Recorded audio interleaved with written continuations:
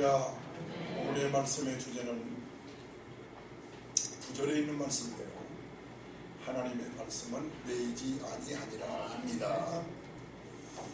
은혜의 시간 되십시오.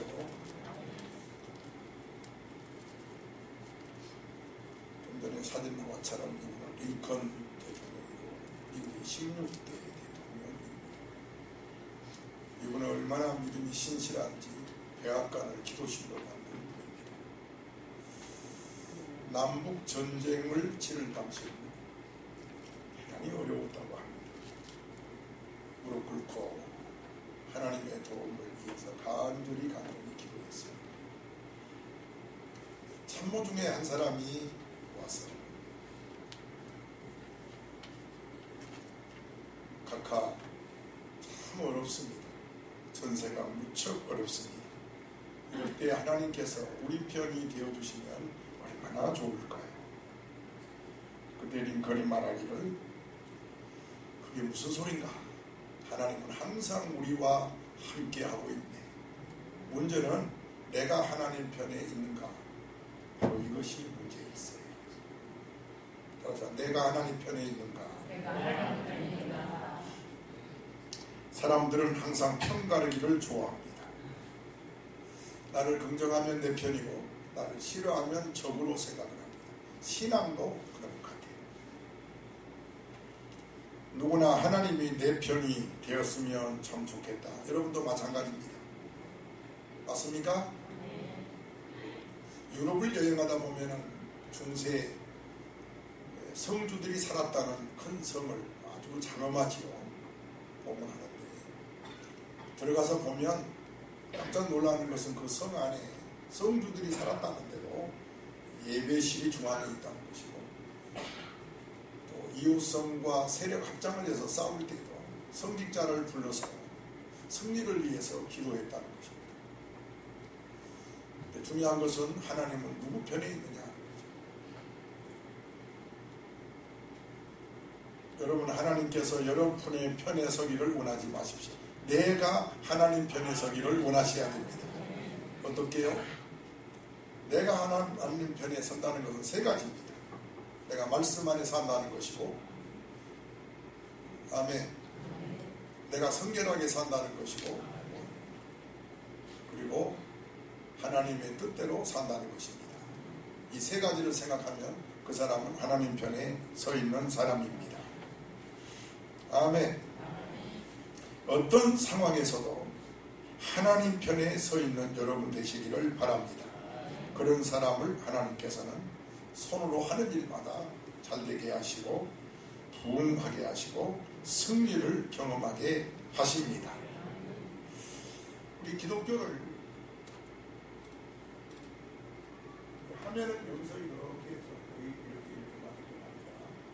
화면이 프로젝트 새로 들어오면 줄여도 됩니다. 지금은 글씨가 겹치더라도 이해하세요. 기독교를 세 가지로 주로 표현을 하는데요. 따라서 합시다. 계시의 종교, 예수를 하나님으로 믿는 종교, 그 책의 종교.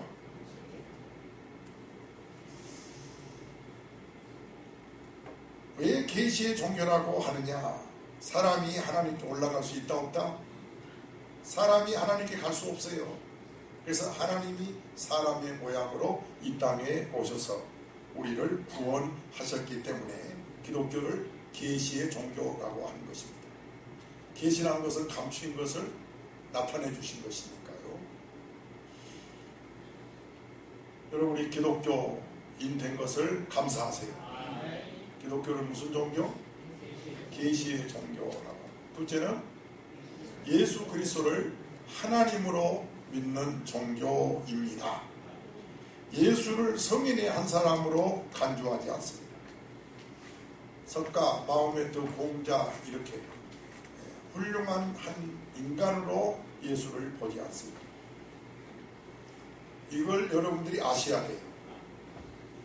뭐 석가가 태어난 다음에 그 제자들이 세운 불교 아닙니다. 기독교는 그런 종교가 아닙니다. 예수를 하나님으로 믿는 종교입니다. 그리고 대부분의 종교가 나름대로 경전을 가지고 있는데 불교는 뭐가 있죠?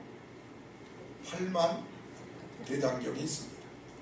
그러나 이 경전은 다 아는 것도 아니고 다 읽는 것도 아니고 또 불교도가 되기 위해서 반드시 읽어야 하는 것도 아닙니다. 경전이 절대적이지 않다는 거지요. 유교는 사서, 삼경이 있고 해교는 코람경이 있습니다. 절대적 이치를 차지하지 않습니다. 그러나 기독교는 철저하게 성경 중심적인 종교입니다. 성경이 절대적입니다. 기독교가 성경을 절대화한다고 해서 그 기독교를 무슨 종교라고 하느냐? 그 책의 종교라고 하는 그 책 성경에 절대시하는 종교다 그 말인 것입니다. 우리의 몸에서 이게 뭐죠? 심장인가요? 신장인가요? 신장입니다. 아무래도 병원에 자주 다녔던 우리 정장모님이 제일 박사 같아요. 심장이 아니고 신장입니다. 이 신장은 무슨 역할을 합니까? 몸속에 불순물을 걸러내서 배출시키는 역할을 합니다. 만약에 이 신장이 제 역할을 하지 못하면 몸에 토끼가 퍼져서 몸을 뚱뚱 붓게 합니다. 몸이 뚱뚱 붓는 것은 다른 게 아니에요. 여러분 몸속에 토끼를 배출하지 못해서 그런 겁니다. 사람의 마음에는 참 제가 설교할 때 보면 여러분 건강에 대해 참 관심이 많아요. 설교할 때는 희름 먹다가 건강하면 눈이 크게 떠져가지고 다 이렇게 쳐다보는데 사람의 마음에도 여러 요소들이 들어있다는 거예요. 경건하지 않은 생각들도 있고 그리고 유익하지 못한 것들이 우리 안에 많이 들어있는데 이런 것들이 우리 인간을 망가게 하고 축복을 방해하고 있기 때문에 이런 것들을 배출하기 위해서는 하나님 말씀을 많이 받아야 된다는 거예요. 여러분의 심령에 하나님 말씀을 많이 채우시기를 축원합니다. 이제 우리는 깊이 생각해야 됩니다. 성경이 뭐예요? 하나님의 말씀입니다. 성경이 뭡니까? 하나님 말씀입니다. 시작. 생명을 주는 하나님의 말씀입니다. 우리는 이 성경을 읽으면서 뭐예요? 성경책입니다. 우리는 이 성경을 읽으면서 하나님을 만납니다. 성경 같지 안 보일까 봐요. 유명한 부흥 목사님이 무디 어떤 사람이 목사님 단순한 역사책인 성경을 왜 하나님이 말씀이라고 합니까? 라고 물었더니 무디 목사님이 대답은 간단했습니다. 성경이 내게 호소하고 있기 때문입니다. 내가 성경을 읽는 동안에 나는 하나님의 음성을 내 귀로 똑똑하게 듣습니다. 그래서 성경은 하나님의 말씀입니다. 라고 무디 목사님이 대답을 했습니다. 여러분 이렇게 성경이 중요한데도 과연 일주일 동안에 성경을 얼마나 접하고 있습니까? 설교 듣는으로 끝나면 안 된다는 겁니다. 여러분 늘 성경을 가까이 하시기를 바랍니다. 지금은 스마트폰에도 있지요. 인터넷에도 있지요. 어디서든지 성경을 가지고 다닐 수가 있는 좋은 시대에 살고 있는 것입니다. 아멘이십니까? 이 성경을 통해서 하나님의 음성을 듣습니다. 어떤 음성이요? 큰 위로를 받습니다. 깨닫게 됩니다. 큰 힘을 얻기도 하고 능력을 체험하기도 합니다. 교훈을 얻기도 합니다. 우리는 성경을 하나님의 말씀으로 믿습니다. 저자가 주축이 되어서 자기 생각대로 쓴 책이 아닙니다. 계시자 되신 하나님이 성령의 감동을 입은 사람들을 택해서 베드로, 요한, 야고보, 안드레, 바울 이런 분들을 선택해서 하나님께서 말씀을 계시해서 쓴 것이 하나님의 말씀입니다. 그러므로 하나님 말씀은 곧 능력이 있고 그 말씀 자체에 계시성이 있고 구원도 있고 생명이 있습니다. 우리는 이 말씀을 통해서 많은 체험을 하게 되는 것입니다.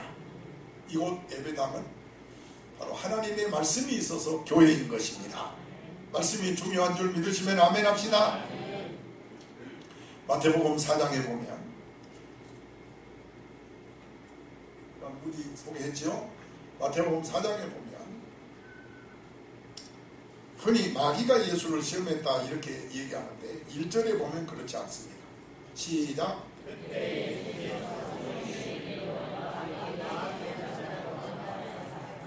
마귀가 예수를 시험했다 이렇게 생각하지 마시고 우리 예수님께로 에서 광야로 나갔다 이렇게 생각하시면 됩니다. 그러니까 자기 백성을 망하게 하니 마귀를 심판하러 가신 겁니다.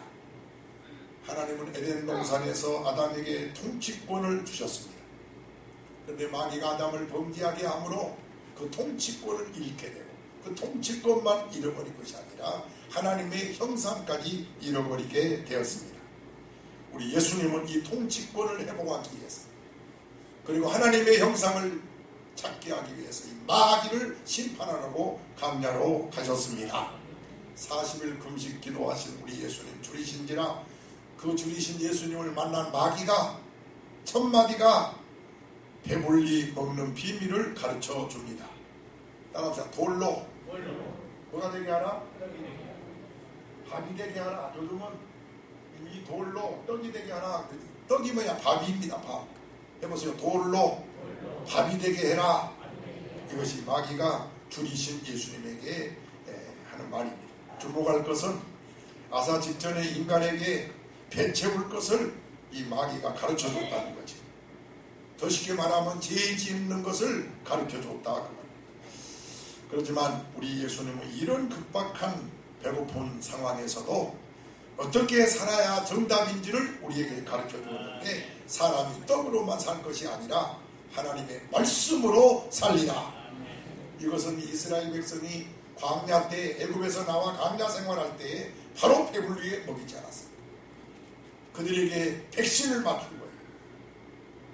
음식이 없어서 배고팠고 물이 없어서 기갈 중에 죽기 직전에 있었습니다. 이것이 백신입니다. 이때 모세를 통해서 주신 말씀이 사람이 떡으로만 사는 것이 아니라 하나님의 말씀으로 살리라. 하나님은 그때 벌써 이미 물을 주지 않고 배고프게 한 것은 말씀으로 사는 걸 가르치는 거예요. 이것이 예방주사인 것입니다. 아멘이십니까? 후에 예수님이 바로 그 말씀을 그대로 인용하고 있습니다. 하나님 말씀대로 살아야 된다는 거예요. 그래야 이 세상에 잘 살고 그래야 이 세상을 떠날 때는 천국 간다는 것입니다. 여러분 말씀대로 사십시오. 생명의 양식을 먹는 삶은 다른 게 아닙니다. 하나님의 말씀대로 사는 거예요. 말씀대로 살아야 바로 통치권을 회복하고 하나님의 형상을 회복하는, 이것은 떡으로 사는 것이 아니라 말씀대로 살리라. 이것을 예수님이 광야에서 마태복음 4장에서 우리에게 보여주고 있습니다. 그래 한번 합시다. 하나님 말씀대로 살리라. 아무리 배고파도 빵이 먼저가 아니라는 거예요. 하나님 말씀대로 살아가시기를 주의 이름으로 축원합니다. 여러분 아사 직전에 어떻게 해야 돼요? 마귀의 말을 들어야 돼요? 빵빵 해야 돼요? 아니에요. 예수님 말씀 들으세요. 하나님 말씀대로 살리라. 오늘 본문 8절을 보겠습니다. 시작입니다. 내가 전한 복음대로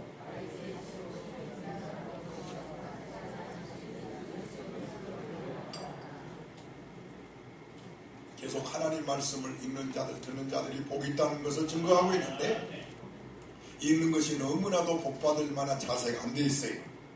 말씀을 사랑하세요. 말씀을 읽으세요. 말씀을 늘 들으세요. 다시 한번 기회를 드립니다. 시작입니다.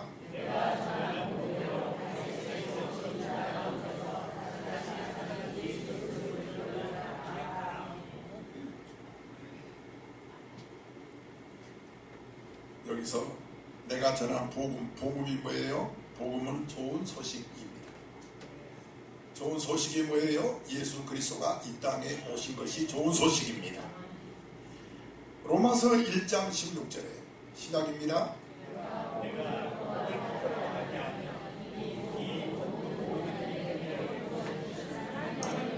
이 기쁜 소식 복음은 믿는 자에게 뭘 줘요? 구원을 주십니다. 그래서 사도 바울은 복음을 부끄러워하지 않는 겁니다. 그래서 자랑하고 전한 것입니다. 그렇다면 바울이 왜 이 복음을 부끄러워하지 않고 자랑하고 전했을까요? 복음이 무엇인지를 알았기 때문입니다. 실제로 여러분이 이 복된 자리에 앉아있지만 복음이 뭔지 알고 앉아있어야 합니다. 아멘. 그냥 왔다 가면 아무 유익이 없어요. 실제로 예수님은 구주되심을 보여주셨습니다. 베드로가 밤 사경에 예수님께서 바다 위로 걸어옴을 보고 주여 만일 구주이거든, 만일 주님이거든, 만일 당신이 하나님이거든 나로 오라 하소서. 오라. 베드로가 주님을 보고 물 위로 걸어갔습니다. 이건 뭘 의미합니까? 예수 그리스도가 하나님이심을 보여주신 거예요. 소경 바디메오를 통해서 그가 눈을 뜨므로 우리 예수가 구주임을 보여주신 거예요. 12회를 혈중한 여인이 예수를 만짐으로 병이 나음으로 예수가 구주인 것을 보여주신 겁니다. 백부장을 통해서 수많은 사람을 통해서도 예수님이 구주인 것을 체험하게 하셨습니다. 이 복음을 믿는 자에게는 구원을 주신다 했습니다. 고린도전서 1장 18절에 시작입니다.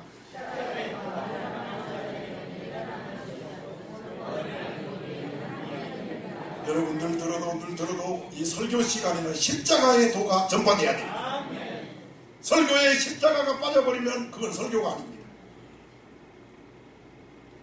오늘도 여러분에게 저는 십자가의 복음을 전하고 있는 것입니다. 십자가의 도는 복음을 의미합니다. 오늘 본문 8절을 보세요. 내가 전한 이 복음, 바로 예수 그리스도의 십자가를 전한 것을 말하는 것입니다. 구원의 능력은 십자가에만 있는 것입니다. 할렐루야. 그래서 사도 바울은 죽은 자 가운데서 다시 살아나신 예수를 기억하라. 9절 말씀, 8절 말씀 그렇게 증거하고 있습니다. 따라서 죽은 자 가운데서 다시 살아나신 예수 그리스도를 기억하라. 이분을 믿어야, 이분을 영접해야 구원을 얻기 때문인 것입니다. 제가 전한 말씀은 하나님이 바울을 통해서 전한 말씀이고 또 하나님이 저를 통해서 똑같이 오늘도 말씀을 전하고 있습니다. 9절에서 바울은 복음을 전하면서 내가 뭐가 같이 죄인과 같이 매인 데까지 고난을 받았다라고 9절에 말씀하고 있습니다. 왜 바울은 죄인과 같이 매인 데까지, 즉 감옥에 갇히면서까지 고난을 받으면서 복음을 전했을까요? 그 이유는 복음은 구원을 주는 능력임을 알았기 때문입니다. 마르틴 루터 역시 알았기 때문에, 십자가를 바로 알았기 때문에 종교개혁에 앞장섰다. 지금도 십자가의 의미를 아는 사람이 열심히 교회에 나오는 것입니다. 할렐루야. 그때 종교개혁 하다가 죽는 사람 많았어요. 루터는 죽기로 했습니다. 금년이 루터 종교개혁 500년 되는 해입니다. 종교개혁 500년을 맞는 우리는 복음이 무엇인지를 루터처럼 다시 알아야 합니다. 복음이 뭔지를 알고 신앙생활 하시기를 바랍니다. 따라서 복음은 이념도 아니고 사상도 아니고 철학도 아니고, 여러분 복음을 바로 알아요. 복음은 예수 그리스도를 의미합니다. 이 복음을 부끄러워해서는 안 됩니다. 그래서 종교 개혁자들은 복음에 대한 확신과 기쁨과 자랑을 가지고 옥에 갇혀도 상관없습니다. 우리 9절 우리도 모두 복음을 위해서 옥에 갇힐 각오를 합시다. 시작입니다.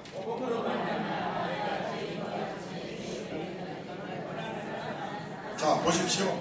죄인과 같이 감옥에 갇히는 데까지 고난을 당했습니다. 그러면 감옥에 갇혔으니까, 복음 전하는 자가 갇혔으니까 그 후로는 어떻게 되겠어요? 아무 일 할 수 없지. 인간의 생각은 그렇습니다. 복음을 전하는 자가 감옥에 갇혔으니까 이제 복음은 끝난 거 아니에요. 쇠사슬에 묶고 나면은 하나님의 사업도 하나님 말씀도 다 끝난 것으로 생각이 쉽습니다. 그런데 바울이 고백했습니다. 뭐라고 고백했어요? 9절에서 나는 매였어도 하나님의 말씀은 매이지 않더라. 오늘 제목입니다. 따라서 하나님의 말씀은 매이지 아니하니라. 빌립보서 1장 12절입니다. 시작이요.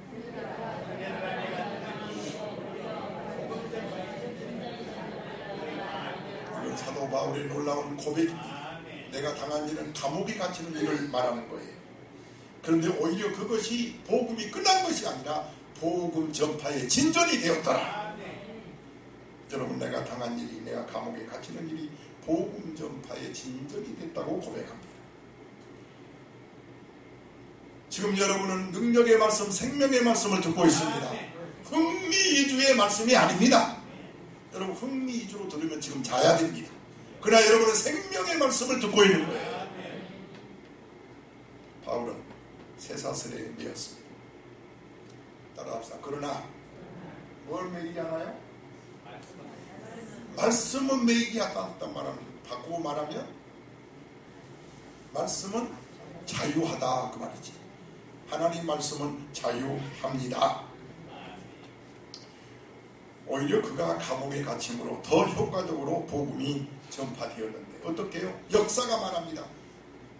바울이 감옥에 갇히고 나서 약 200년이 지난 다음에 대로마가 기독교 국가로 성립돼요.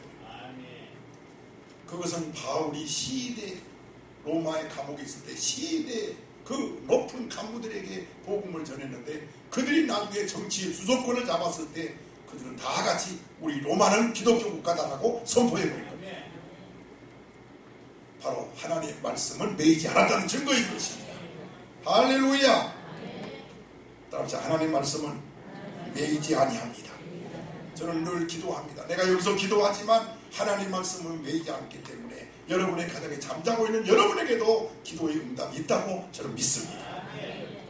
하나님의 일은 중단이 없습니다. 여러분이 전도하는데도 아직까지 교회 안 나온 사람이 있어서 실망하고 있나요? 바울의 말을 하면 절대 실망하지 말라는 거예요. 합력해서 선을 이루니까요. 반드시 전도가 된다는 겁니다. 왜? 하나님 말씀은 매이지 아니하니라. 1950년도에 6.25가 전쟁이 일어났지요. 그때 중국은 모든 교회의 문을 완전히 닫아버렸습니다. 사람들이 염려하기를 드디어 중국의 기독교가 끝나는구나. 모든 교회를 다 닫았습니다. 그래서 사람들은 생각하기를 이제 우리 중국은 교회가 존재할 수 없다. 그것도 공산체의 무서운 핍박 속에. 그런데 오늘 말씀한 대로 무엇을 매이지 않는다? 하나님의 말씀을 매이지 않는다. 사람의 생각은 중국이 핍박해서 교회 문을 다 닫아버렸으니까 교회가 끝날 줄 알았는데 하나님의 말씀은 역사에서 그로부터 50년이 지난 2000년대 중국 당국이 내놓은 통계에 의하면 그리스도인이 무려 1억이 넘는다라고 발표했습니다. 물론 지금은 20년이 지났으니까 더하겠지. 중국의 교인들, 일본의 교인들은 그 수가 적다고 말하지 말라고 합니다. 우리는 수양사막 교회 다닌 사람이 아니라 목숨 걸고 예수를 믿습니다 라고 말하는 사람이에요. 왜? 복음을 아는 사람들입니다. 나는 우리 초대교인들이 복음을 아는 자가 되기를 바라는 것입니다. 복음을 아는 자는 흔들리지 않습니다. 기분 따라 다닌 사람이 아니거든요. 수양사막 교회 다닌 사람들이 아닙니다. 기분 좋으면 가고 기분 싫으면 안 가고 그런 분이 아니에요. 다시 강조합니다. 하나님 말씀은 아무것에도 매이지 아니합니다. 무한한 능력으로 지금도 역사하고 있음을 믿습니다. 여러분 하나님 말씀을 통해서 은혜 받으셔야 돼요. 저 주영근이를 통해서 은혜 받으세요. 성령이 있다가 은혜 받으셔야 돼요. 설교 듣다가 은혜 받으셔야 돼요. 어느 집사님이 정치적인 이유로 억울하게 감옥에서 3년을 지냈는데 한국에서 살기 싶다고 미국에 이민 갔어요. 사람들이 그 집사님 만나면 얼마나 고생이 많았냐고. 그러면 그 집사님은 아닙니다. 제가 명색이 집사인데 예전에 감옥에 가기 전에 성경 창세기부터 계시록까지 한 번도 읽지 않았어요. 그런데 감옥에 가서 비로소 저는 성경을 한 번 쫙 읽었습니다. 그때 저는 은혜 받았습니다. 그 3년이 저에게는 가장 행복한 시간이었습니다. 여러분 신앙생활에는 이런 체험이 있어야 하는 겁니다. 그렇습니다. 몸은 매여도 하나님 말씀은 매이지 않습니다. 며칠 전에 우리 서울 목동에 있는 기독교 TV CBS 공개를 해서 500여 명의 유치부, 초등부, 중고등부, 중등부들이 모여서 암송대회를 했습니다. 성경 암송대를 했는데 과천교회 김나임이라는 학생이 1등을 했어요. 이 학생에게 소감을 물었더니 첫 마디가 나는 하나님 말씀을 사랑합니다 였어요. 여러분, 하나님 말씀을 사랑하는 아이들이 우리나라에 많다는 것은 감사할 일입니다. 제가 한국 교회, 우리 교회도 주일학교에 있고 중고등부가 있지만 한국 교회, 그런데 고등학교 3학년이 넘어가고 청년들이 가면 교회 안 나와버립니다. 그래서 연구가들은 한국 교회의 성경 교육이 아주 잘못돼요. 한국 성경학교 어린이 교육, 중고등부 교육을 다시 바꿔야 됩니다. 성경을 가르치기보다도 흥미 위주로 온 것을 가르치는 걸 해결해야 됩니다. 청소년들은 이제 교회에 대해서 하는 교육의 흥미를 잃어버렸다는 거예요. 여러분, 사회는 많이 변하고 있습니다. 따라서 사회는 많이 변하고 있습니다. 흥미 위주의 교육이나 먹자주의로는 지금의 사회를 따라가지 못합니다. 왜? 워낙 세상이 좋거든요. 흥미로운 것이 많고 먹자도 많습니다. 요즘 교회 와서 피자 사줘도 그럽니다. 더 맛있는 것이 많거든요. 그런데 교사들의 머릿속에는 먹자 위주, 흥미 위주로 해보겠다는 것이 많다. 그것 가지고는 아이들을 붙잡을 수 없다는 거예요. 답은 신명기 6장에 있어요. 이것 아니고는 부모와 자식 간의 대화도 안 된다는 거예요. 그래서 성경은 부모와 자식 간에 대화가 되고 자녀들을 건강하게 하고 자녀를 축복받게 하려면 신명기 6장밖에 없다. 다 같이 읽겠습니다. 시작.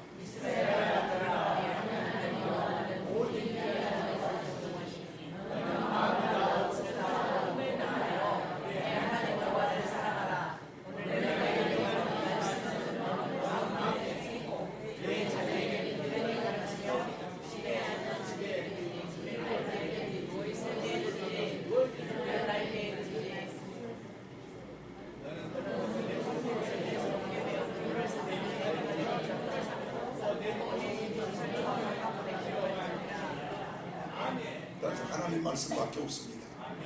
자녀 교육은 말씀밖에 없습니다. 자녀 붙들고 말씀 읽는 것만으로 교육이 됩니다. 성경을 알게 해줘야 됩니다. 자녀를 축복받기 원하면 성경 중심으로 가르치십시오. 시편 5장 12절에 여호와여 주는 의인에게 복을 주시고 방패로 한같이. 여러분, 지금은 사고가 많으십니다. 너무너무 끔찍한 일들이. 우리 장로님 사는 동탄에서 어제 화재가 나가지고 4명이나 죽고 100여 명이 다쳤다는데 그 사람들이 어찌 죽을 생각이나 했겠어요.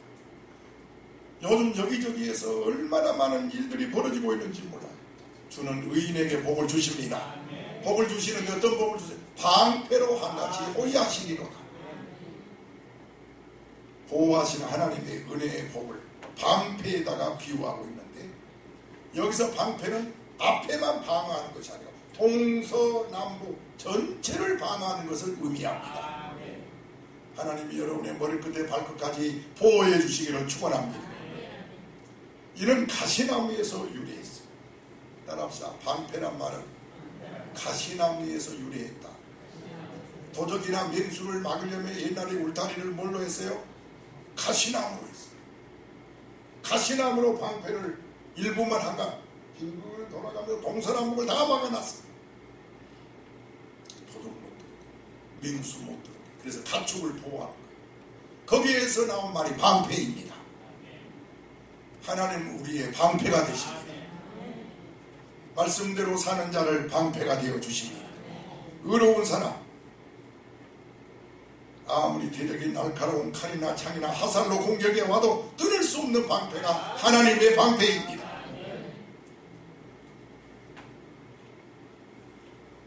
여러분, 말씀대로 사십시오 하고 인사합시다. 말씀대로 삽시다. 그게 하나님 편에 서 있는 것입니다. 하나님이 내 편에 서 있기를 원하지만 내가 하나님 편에 서 있어야 돼. 내가 말씀대로 살아야 합니다. 시편 7장 10절에 시작입니다.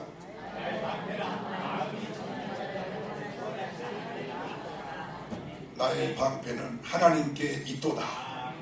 마음이 정직한 자를 하나님은 절대로 예면하지 않습니다. 저는 국민일보 하나만 봅니다만 어떤 때는 참 부끄러운 기사를 많이 봐요. 외국 신문에 나온 건데 조선인은 한국 사람은 거짓말을 잘한다. 얼마나 부끄러운지. 외국인들이 본 우리나라는 6.25 잿더미에서 50년 만에 이렇게 선진국의 대열에 들어간 것도 참 좋은 일이지만은 부끄러운 것은 뭘 잘한다? 거짓말을 잘한다. OECD 국가 중에서 사기 범죄율이 세계 1위다. 무슨 범죄요? 사기치는 거. 여러분 제가 스위스 가서 깜짝 놀라는 것은요. 그때가 첫 성주순례니까 아마 40년 전일 거예요. 가방을 놓고 내렸어요. 그래서 한국식 아이고 내 가방 그 안에 여권도 들고 돈도 들고 돈 많지는 않지만 그런데 카운터에 가니까 걱정하지 마세요. 좀 있으면 다 옵니다. 이게 스위스입니다. 아멘. 이 외국은 정직이 그냥 뭐 특별한 것이 아니에요. 그냥 생활입니다. 생활. 그래서 어디서 성지갑 있다. 그러면 절대 유럽은 갖고 오지 않습니다. 전화 걸다가 웬 지갑이야. 그럼 다음에 그 사람이 와서 가져가도록 놔둔 거예요. 그냥. 이게 정직입니다. 그런데 세계에서 부끄럽게도 우리나라가 제일 정직하지 않는 나라 1등. 왜 예수 믿는 사람이 많은데 사기꾼, 거짓말 잘하는 사람 요즘 방송 보세요. 우리 한규환부터 시작해서 최순실 거기 나오는 뭐 누구 다 예수 믿는 사람들 아니에요. 차병원 물론 예수 믿는 사람 많은 건 축복입니다. 그런데 십자가를 바로 알자 이겁니다. 말씀을 바로 알자 그 말이에요. 왜 아멘이 적습니까? 절대로 남에게 돌 던지지 말고 여기 앉아있는 내가 해당된다는 것을 아셔야 됩니다. 내가 십자가 모르고 그냥 왔다 갔다 하지 말고 예수 그리스도의 십자가를 바로 알자 하는 겁니다. 아멘이십니까? 항상 성경을 읽으십시오. 왜 성경을 읽어야 돼요? 세 가지. 나를 의롭게 합니다. 나를 정직하게 합니다. 나를 복받게 합니다. 이 말씀 마음에 새기시기를 축원합니다. 성경을 읽으십시오. 히브리서 4장 12절 시작.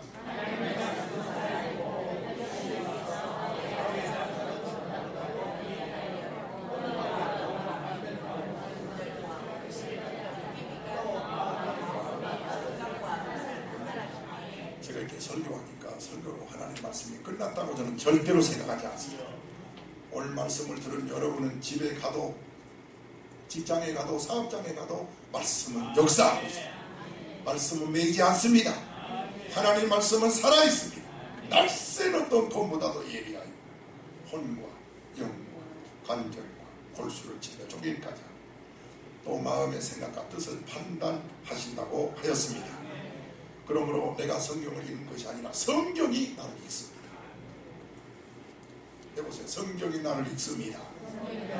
내가 성경을 비판하는 것이 아니라 성경이 나를 비판하는 거예요. 나로 하여금 마음의 생각을 바로 하도록 성경이 자꾸 지시라. 너 고쳐라. 너 끊어라. 내가 성경 읽는 것이 아니에요. 내가 성경 읽을 때 성경이 나에게 명하는 것입니다. 교훈하는 거예요. 정직해라. 의롭게 살아라. 너 복받고 살아라. 이것이 복받는 길이니라. 이렇게 지시하는 것이 성경인 줄 믿습니다. 어떤 분은 성경을 읽으면 양심에 가책이 생겨서 못 읽는다고 해요. 가슴이 너무 뜨겁고 두렵다고 해요. 당연합니다. 왜요? 디모데후서 3장 16절에 모든 성경은 하나님의 감동으로 된 것으로 내가 읽을 때 나를 교훈하는 거예요. 나를 막 책망하는 겁니다. 이것이 성경이에요. 책망과 바르게함과 의로 교육하기에 유익하느니라. 17절 시작.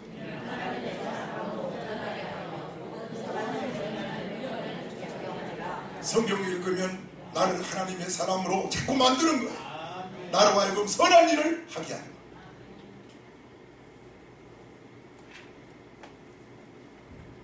이 말씀을 읽으면 처음에는 가슴이 뜨끔거리지, 두렵기도 하지. 그러나 좀 더 읽으면 거기를 넘어가야 돼. 성경 읽었더니 양심에 찔린 데서 멈추지 말고 더 읽고 가면 그 다음부터 주의 음성이 들려오기를 그러나 내가 너를 사랑하느니라. 내가 내 죄사함을 제사했느니라. 이 음성이 들려올 때 눈물이 뚝뚝뚝뚝 떨어질 때까지 성경을 읽으세요. 아멘. 그러면 두려움은 사라져. 야, 내가 복받을 자이구나. 내가 하나님 편에 서기만 하면 되는구나. 따라서 말씀대로 살고 정직하게 살고 하나님의 편에 서는 것 세 가지를 기억하면 돼요. 말씀대로 살고 정직하게 살고 주의 뜻대로 살고. 마지막 성경 구절 한 절을 보겠는데요. 사도 바울은 데살로니가 교회를 칭찬하면서 이렇게 말합니다. 데살로니가 후서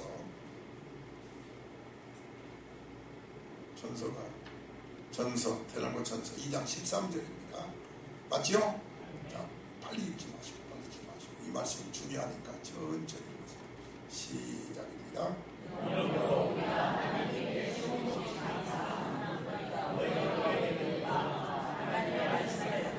자, 여러분들이 하나님의 말씀을 받을 때 어떻게 받아야 돼요? 설교를 들을 때 시작.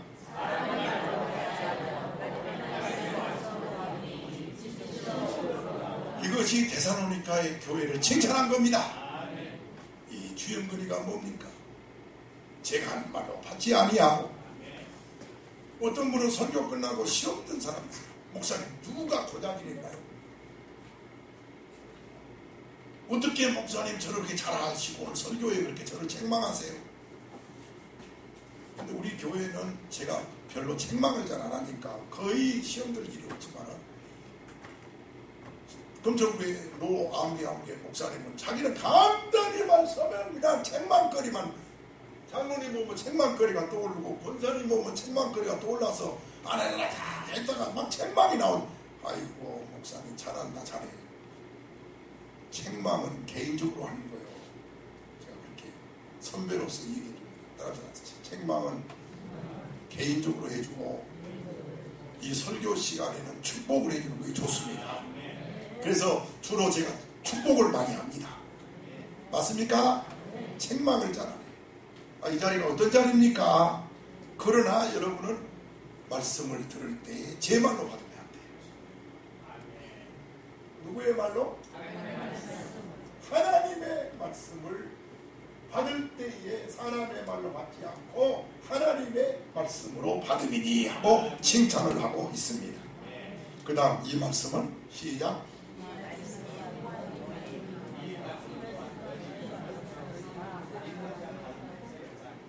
하나님의 말씀은 매지 않고 계속 살아서 역사한다는 거예요. 그래서 말씀을 들을 때 잘 들어야 돼요. 졸지 말고 아멘 하면서 들으면 그것이 없어진 것이 아니라 여러분 안에서 살아서 역사, 축복으로 역사하고 마귀를 쫓아버리고 여러분의 병든 몸을 고치는 역사가 이 설교 시간에, 말씀 시간에 있는 줄로 믿습니다. 그래서 마침내는 기뻐하고 찬송하는 사람이 되는 것이지요. 저는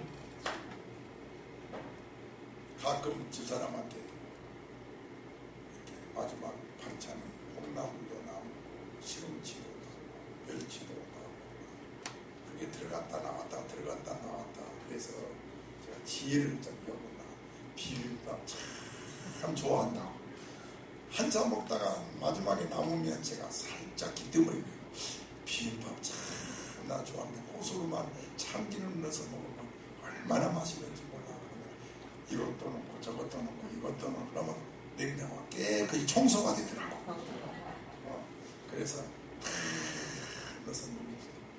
근데 마지막은 콩나물 맛이 난 게 아니라 시금치 거의 하나하나가 어울려져서 맛을 내는 걸 보고 제가 깨닫는 게 있어요. 성령, 성부, 성자가 한 분인 것처럼 할렐루야. 하나님은 함령에서 선을 이루기 때문에 악한 사람, 선한 사람 이것저것 있지만 하나님은 딱 모아가지고 다 다른 것. 부부간에도 서로 다르거든요. 남편 성질 다르고 아내 성질 다르고 그 다른 것이 복이 되는 거예요. 맛이 되는 거예요. 깨달아지면 아멘 합시다. 서로 다름을 인정해야 됩니다. 너 나같이 돼 이러면 부딪히는 거예요. 우리 교회 교인들의 부부는 서로 다름을 인정하세요. 그러면서 같이 가는 거예요. 그런데 이것이 조화를 이루어서 맛을 내는 거예요. 음식 맛을 내듯이. 믿습니까? 오늘의 이 귀한 말씀, 나는 비록 자유가 없었지 말씀은 자유하기 때문에 여러분에게 큰 역사를 일으킬 줄로 믿습니다. 지금이 12시입니다. 설교 끝나는 시간이 기도합시다. 손잡으세요.